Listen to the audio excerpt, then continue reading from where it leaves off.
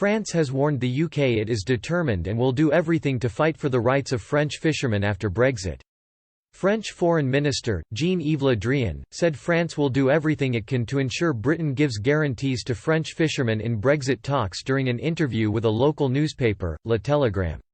Fishing is particularly politically sensitive for France, whose fishing industry relies heavily on British waters. Mr. Le Drian, who is from the coastal region of Brittany, reiterated France's determination to defend access to British waters for French fishermen during talks over Britain's future relationship with the EU. He said, "There is a major issue, the access for our fishermen to British waters in conditions that are as close as possible to the existing ones. And I can assure you that I will make sure that London guarantees them visibility, continuity in technical standards and the access they need."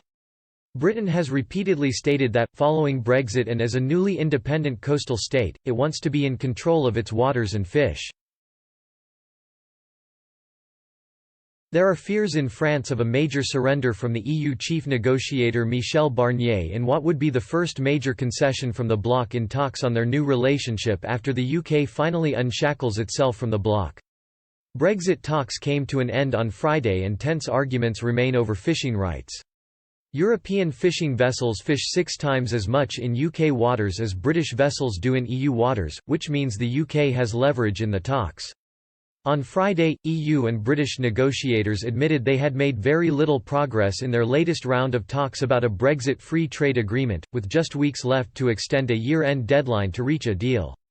Both sides laid out plans to intensify negotiations and pleaded for a renewed political push when their leaders assess the situation later in June.